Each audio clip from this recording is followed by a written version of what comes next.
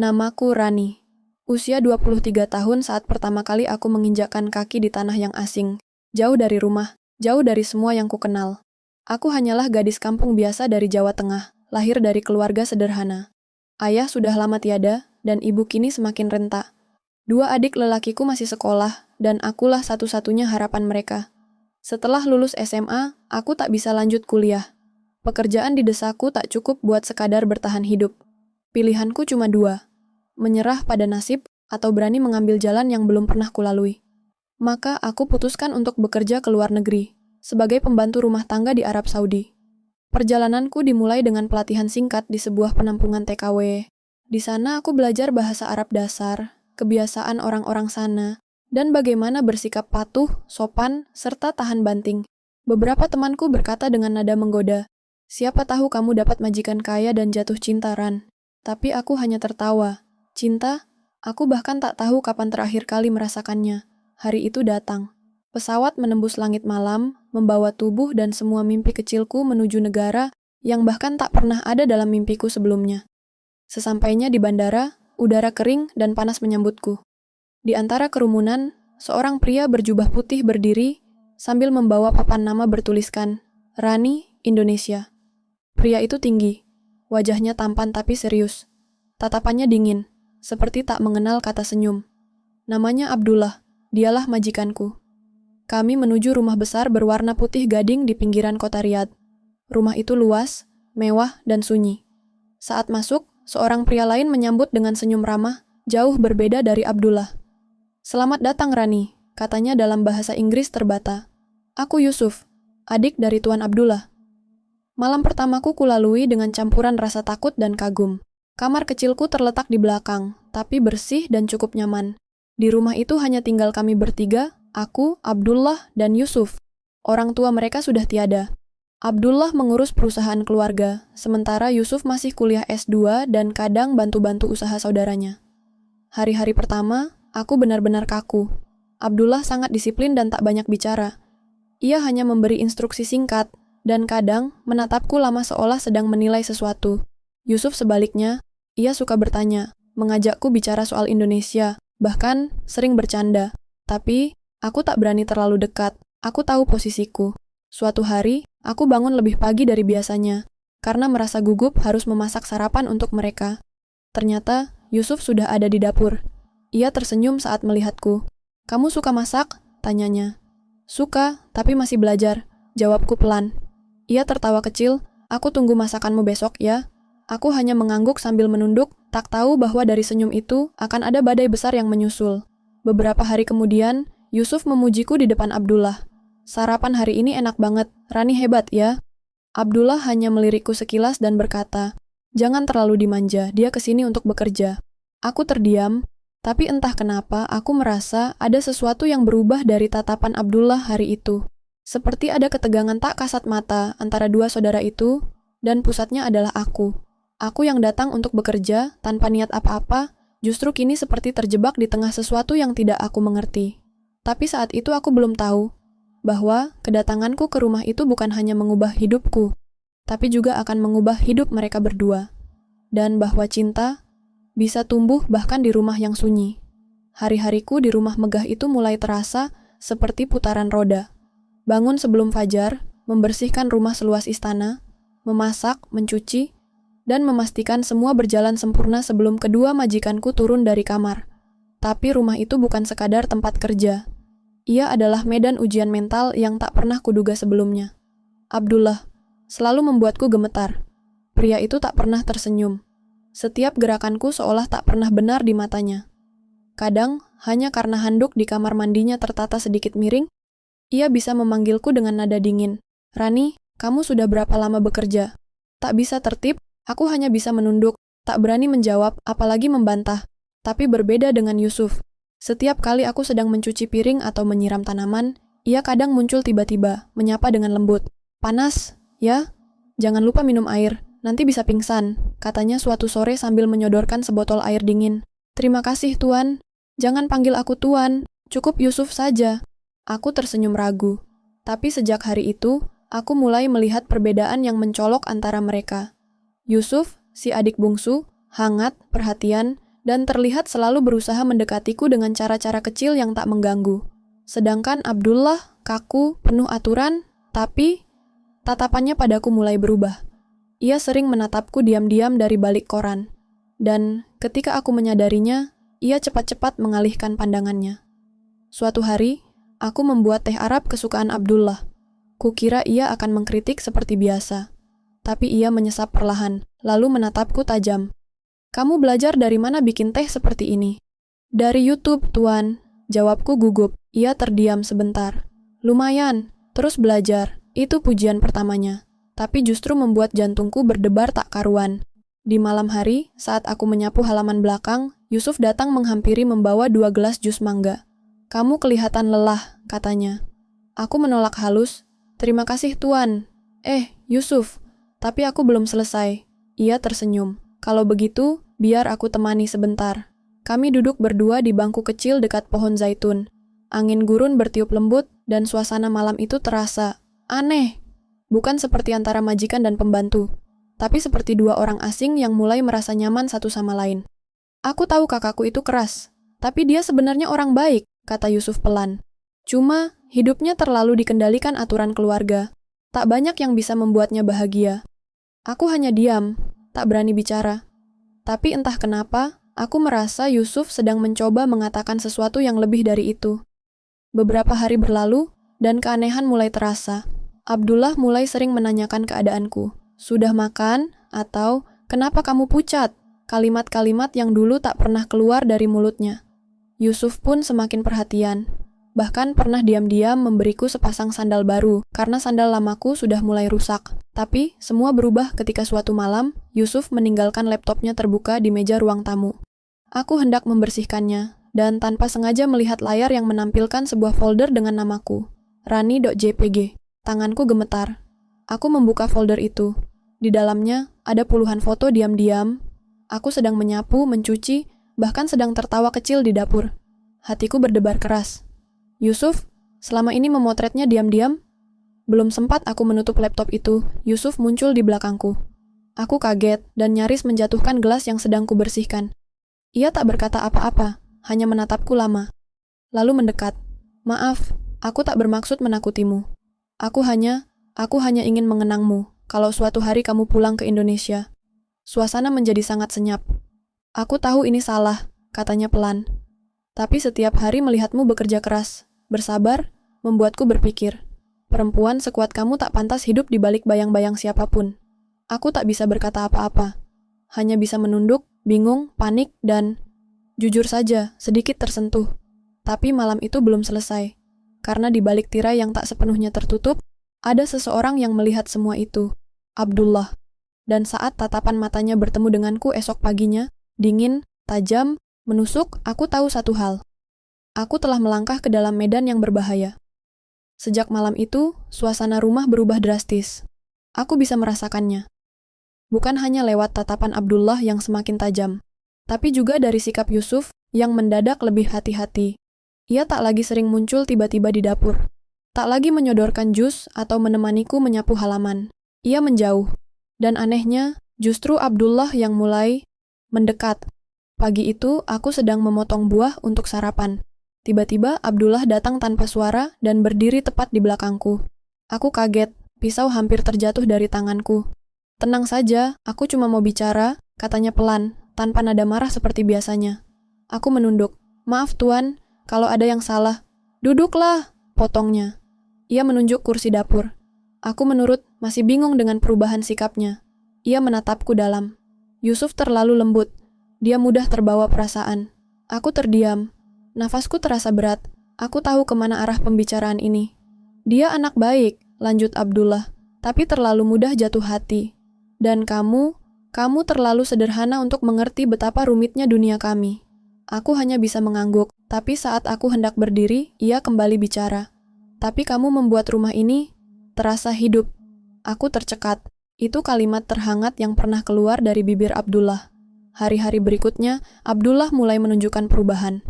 Ia tak lagi sekeras dulu. Kadang ia memanggilku hanya untuk meminta teh, lalu mengobrol singkat soal cuaca, masakan, atau bahkan keluargaku di Indonesia. Suatu malam, saat aku sedang menyetrika di ruang cuci, Abdullah datang membawa sekotak kecil berwarna emas. "Ini untukmu," katanya singkat. "Apa ini, Tuan?" "Buka saja." Dengan tangan gemetar, aku membuka kotaknya. Di dalamnya ada jam tangan sederhana berwarna perak. Cantik, anggun, dan jelas bukan barang murah. Aku menatapnya bingung. "Kenapa? Tuan kasih saya ini." Ia tak menjawab langsung, hanya berkata pelan, "Karena kamu pantas mendapatkannya." Tak lama setelah itu, Yusuf kembali mendekatiku. Tapi dengan cara yang lebih hati-hati. Ia tahu kakaknya sedang mengawasi. Tapi sorot matanya tetap sama, hangat dan tulus. Hingga akhirnya, sebuah kejadian mengubah segalanya. Sore itu, aku sedang menyiram tanaman di taman belakang. Yusuf datang dan menyodorkan buku kecil. "Untuk kamu," katanya. "Aku tulis semua tempat indah yang ingin kukunjungi. Tapi sekarang, aku ingin kamu jadi bagian dari daftar itu." Aku membuka buku itu. Di halaman pertama, tertulis besar-besar, "Rani, maukah kamu menemaniku selamanya?" Hatiku mencelos. Tanganku bergetar. Sebelum aku sempat menjawab, suara berat Abdullah terdengar dari balkon lantai atas. "Yusuf." Kami berdua menoleh bersamaan. Wajah Abdullah tak bisa dibaca, tapi suaranya jelas dan tajam. "Masuk." Yusuf memandangku sejenak, lalu pergi tanpa kata. Malamnya, rumah terasa sunyi. Aku bisa mendengar mereka bertengkar. Bahasa Arab cepat dan tajam terdengar dari balik dinding tebal.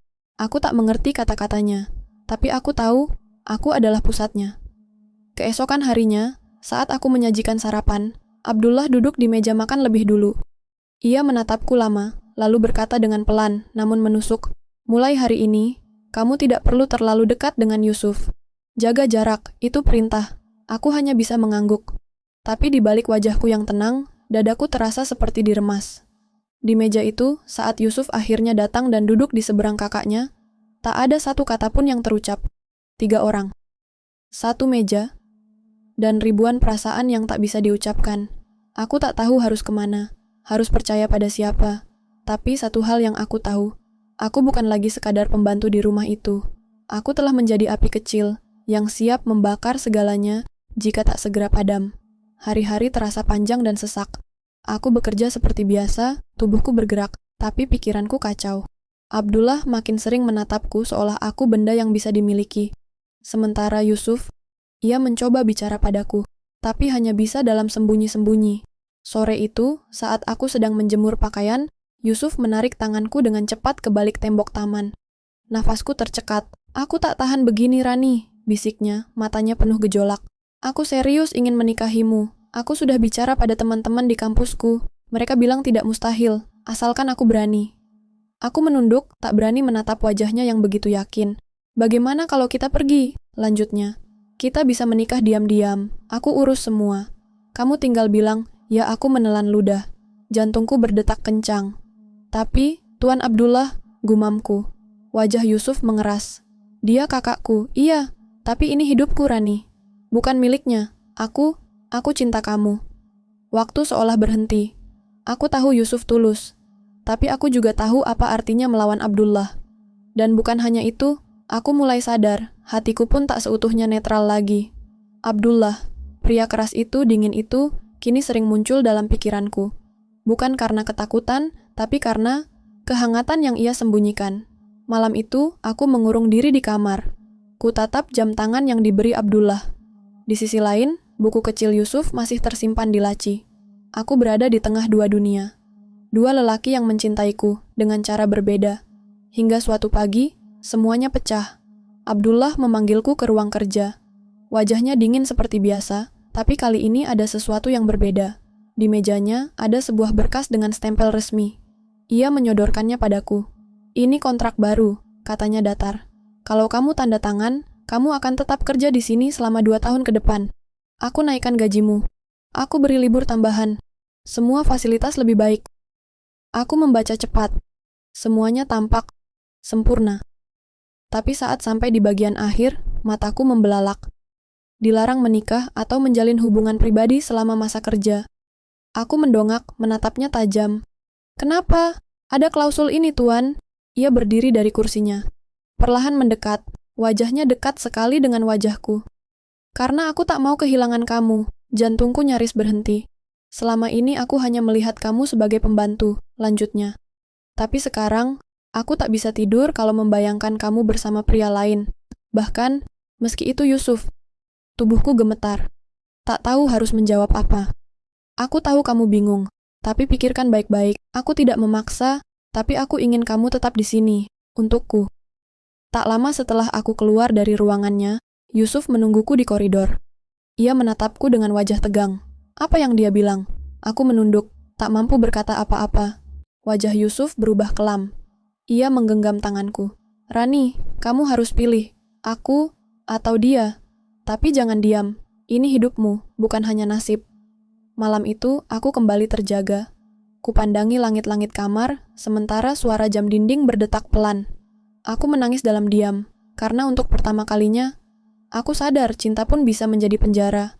Dan satu-satunya jalan keluar adalah dengan memilih. Hidupku berubah drastis dalam sekejap. Dulu aku hanya pembantu biasa yang tak dianggap.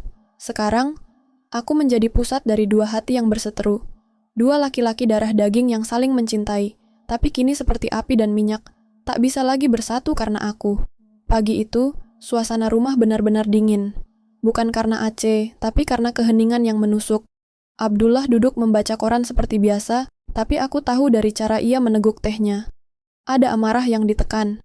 Yusuf datang terlambat ke meja makan. Ia tidak menyapa siapapun. Langsung duduk, menatapku sesaat, lalu memalingkan wajah. Aku berdiri di dapur, mencoba terlihat biasa. Tapi hatiku bergetar hebat. Tak ada obrolan. Hanya bunyi sendok dan gelas. Tapi ketegangan bisa kurasakan menempel di kulitku. Hingga akhirnya Yusuf meletakkan sendoknya, menatap Abdullah dengan penuh tantangan. Abang ingin memiliki Rani seperti memiliki properti, bukan? Abdullah menurunkan koran. Matanya tajam seperti pisau. Jaga kata-katamu. Kalau tidak apa? Abang mau larang dia menikah? Menahan dia dengan kontrak dan uang? Aku menahan napas. Abdullah berdiri perlahan menghampiri adiknya. Aku tidak menahan siapapun. Aku hanya ingin menjaga dia. Dan kamu tahu Yusuf, kadang cinta yang terlalu terburu-buru hanya akan menyakitkan. Bukan cinta yang terburu-buru, Bang. Ini cinta yang tulus. Yusuf membalas. Suaranya mulai meninggi. Kamu tidak pernah tahu bagaimana rasanya mencintai seseorang dari hati. Karena kamu selalu mencintai dari kepala. Seketika ruangan itu membeku. Aku tak tahan lagi. Ku tinggalkan mereka bertengkar dan lari ke kamar. Ku tutup pintu, tapi suara mereka masih terdengar samar. Aku menangis di atas kasur kecilku.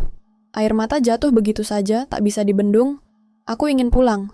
Ingin kembali jadi gadis desa yang tak rumit. Tapi hidup tak bisa sesederhana itu lagi. Malamnya, Abdullah mengetuk pintuku. Pelan, tidak memaksa. Aku membukanya dengan ragu.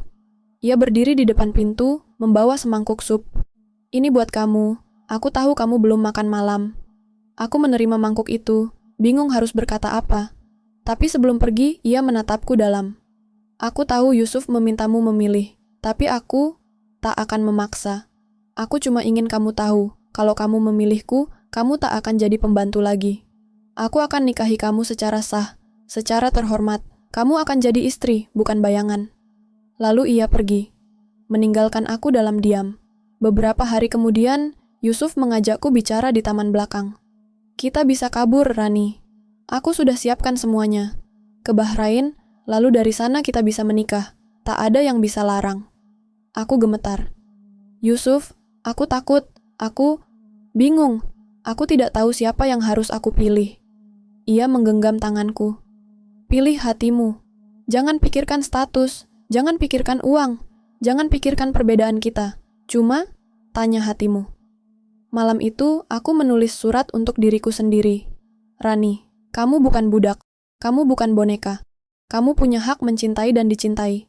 Tapi kamu juga harus bijak. Ini bukan soal siapa yang lebih kaya atau siapa yang lebih lembut. Ini soal siapa yang akan mencintaimu, tanpa menjadikanmu sebagai alat untuk saling mengalahkan. Esok harinya, aku kumpulkan keberanianku. Aku minta bicara. Dengan dua-duanya. Di ruang tengah. Dua lelaki itu duduk berhadapan. Aku berdiri di tengah-tengah mereka. Dan dengan suara bergetar, aku berkata, aku sudah memutuskan. Mereka menatapku. Aku menarik napas panjang. Aku memilih pergi. Suasana mendadak hening. Aku akan kembali ke Indonesia, bukan karena aku tak mencintai, tapi karena aku tidak ingin menjadi penyebab perpecahan antara dua saudara.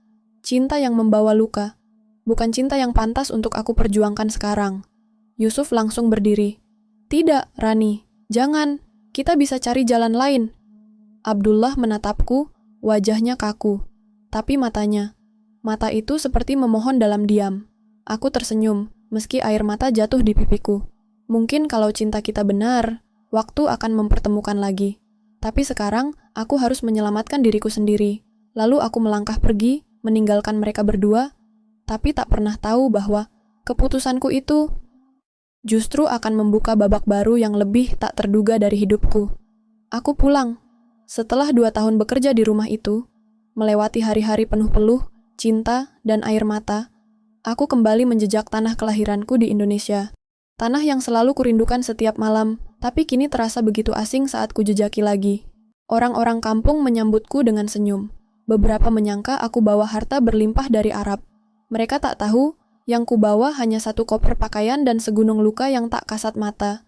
Ibuku menyambutku dengan pelukan panjang, hangat, aman, dan akhirnya, untuk pertama kalinya setelah sekian lama, aku bisa menangis tanpa harus menahan. Aku mulai kembali ke kehidupan sederhana. Membantu ibu di warung kecil depan rumah, menyapu halaman, hidup tanpa drama. Tapi hatiku kosong, seperti kehilangan bagian penting dari tubuhku. Setiap malam, aku duduk di depan jendela, menatap langit gelap, bertanya-tanya, bagaimana keadaan mereka? Apakah Yusuf baik-baik saja? Apakah Abdullah marah? Atau mungkin mereka sudah berdamai dan melupakan aku? Suatu pagi, aku menerima surat, bukan lewat pos, tapi diantar langsung oleh kurir berseragam, dengan segel mewah yang membuatku bingung. Dari luar negeri, kata kurir itu sebelum pergi. Ku genggam surat itu erat, ku tatap namaku yang tertera di amplop. Gemetar, ku buka perlahan, dan saat ku baca, tubuhku lemas seketika. Surat itu dari Abdullah. Rani, sejak kau pergi, rumah ini kembali dingin. Yusuf pergi menyusulmu, tapi ia tak tahu kau di mana. Ia kembali ke kampusnya, mencoba melupakanmu. Sedangkan aku tak pernah berhenti memikirkanmu. Aku ingin kau tahu satu hal. Aku bukan pria yang pandai mencintai. Aku tumbuh di dunia yang penuh aturan dan kehormatan. Tapi kamu masuk ke hidupku seperti badai yang mengacak segalanya. Dan untuk pertama kalinya, aku merasa hidup. Kalau suatu hari kamu merasa hatimu belum dimiliki siapapun, kembalilah. Tapi bukan sebagai pembantu, bukan sebagai gadis yang harus memilih, tapi sebagai wanita yang dihargai, dicintai, dan dihormati. Aku akan menunggumu. Di tempat kita pertama kali bicara, di dapur, dekat jendela timur. Setiap hari Jumat, jam 5 sore, salam Abdullah. Tanganku gemetar memegang kertas itu. Dadaku sesak, pikiran kacau. Aku belum sempat berpikir panjang, 2 hari kemudian Yusuf mengirim pesan lewat media sosial. Ia bilang ia sedang di Jakarta. Ia datang mencariku, katanya. Ia tak menyerah. Ia ingin membuktikan bahwa cintanya tetap sama. Ia bahkan bilang ingin melamar, di rumahku, di hadapan ibuku. 2 laki-laki, 2 cinta. Dan kini, 2 dunia itu kembali menghampiriku. Tapi kali ini, aku berbeda. Aku bukan lagi Rani si pembantu yang lugu. Aku sudah belajar dari luka. Dan aku tahu, jika kali ini aku harus memilih, maka itu harus dari diriku sendiri. Bukan dari siapa yang lebih mencintaiku, tapi siapa yang mampu mencintaiku tanpa membuatku kehilangan diriku sendiri. Aku duduk di pelataran rumah malam itu, menatap bintang, dan untuk pertama kalinya sejak kembali, aku tersenyum. Karena aku tahu, akhir dari kisah ini ada di tanganku. Dan mungkin, itu baru akan dimulai dari satu keputusan terakhir. Hari Jumat itu datang lebih cepat dari yang kupikirkan. Matahari bersinar hangat di atas langit desa, angin menggerakkan daun-daun jati yang menggantung di tepi jalan. Tapi hatiku tak tenang. Sejak subuh aku sudah gelisah, berdiri di depan cermin, bertanya pada bayanganku sendiri.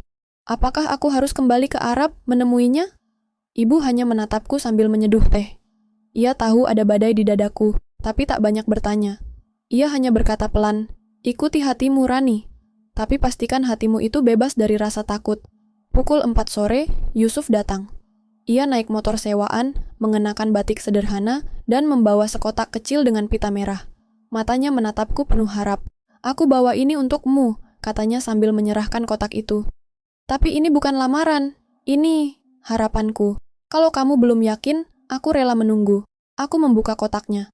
Di dalamnya bukan cincin, tapi sebuah pena ukiran kayu, bertuliskan namaku. Aku ingin kamu tulis hidupmu dengan tanganmu sendiri. Kalau kamu menuliskan masa depan, aku ingin ada di dalamnya. Tapi kalaupun tidak, aku akan tetap bangga pernah mencintai perempuan sekuat kamu. Aku menunduk. Air mataku hampir jatuh. Yusuf, lelaki yang selalu hangat, tak pernah menuntut tapi mencintai sepenuh jiwa.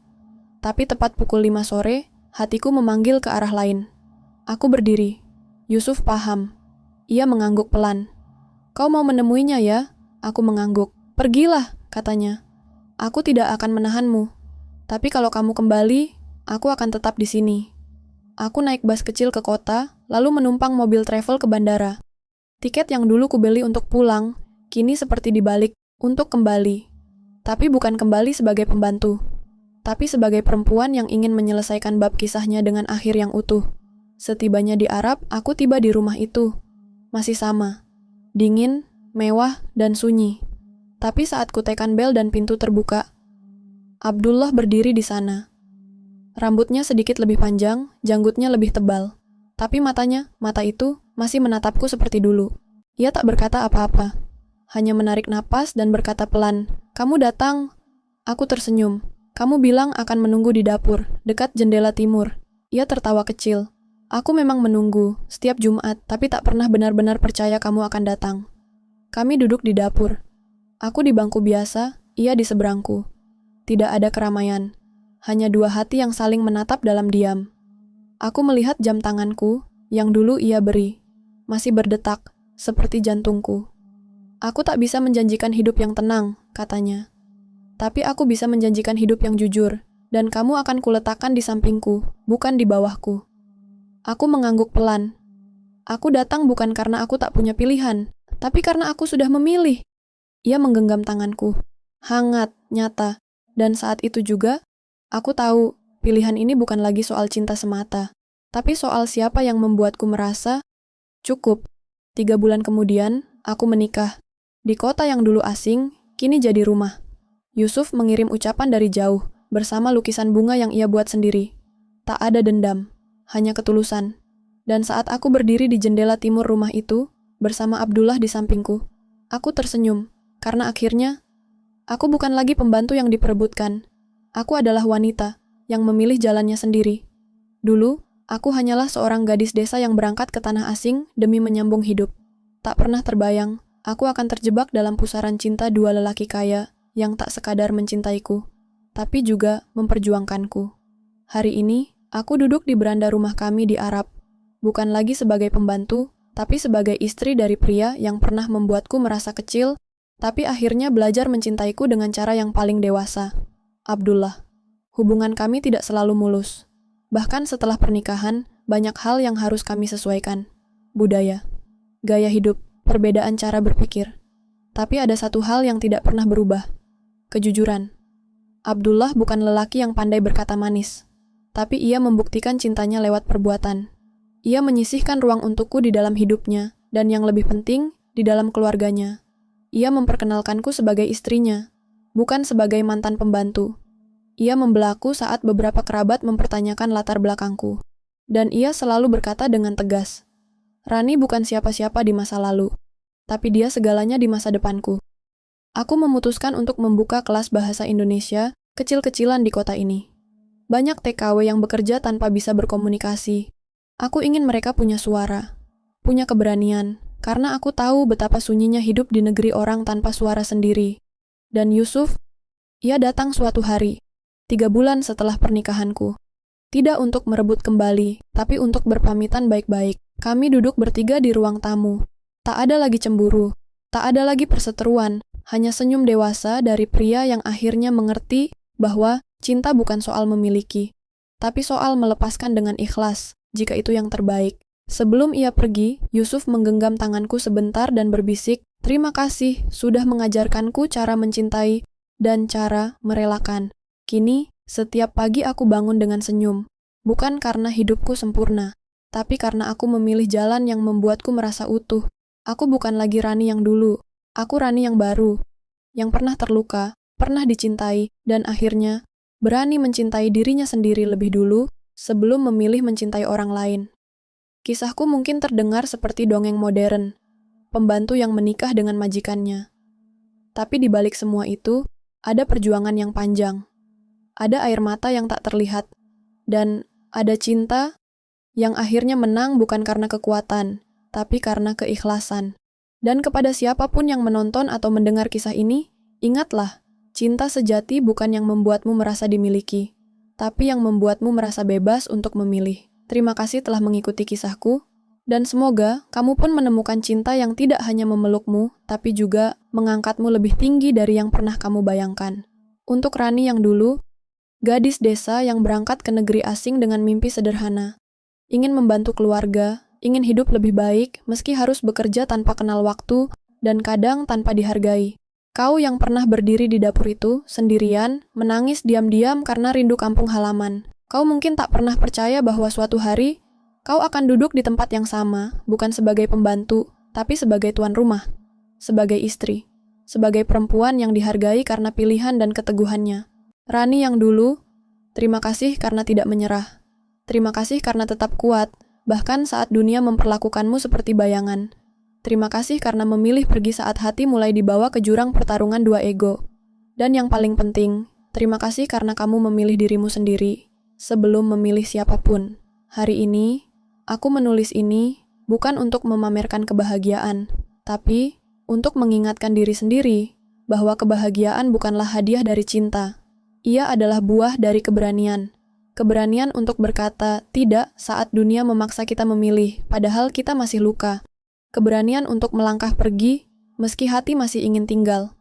Dan untuk siapapun yang mendengar kisah ini, jika kamu sedang berada di titik terendah, jika kamu merasa kecil, tak berarti, dan tak punya pilihan dalam hidup, ingatlah, kisahku dimulai dari sana juga, dari tempat gelap yang sama. Tapi saat kamu memilih untuk bertahan dengan harga dirimu, dunia akan perlahan membuka jalan yang tak pernah kamu duga. Kita semua pantas dicintai.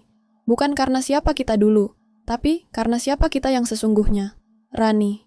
Terima kasih banyak untuk kalian semua yang sudah mengikuti kisah ini sampai akhir.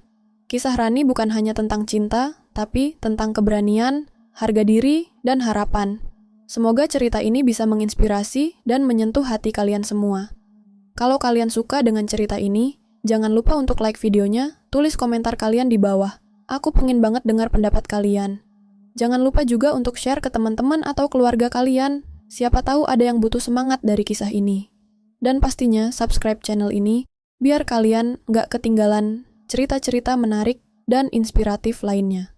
Sampai jumpa di kisah selanjutnya. Terima kasih dan salam hangat dariku.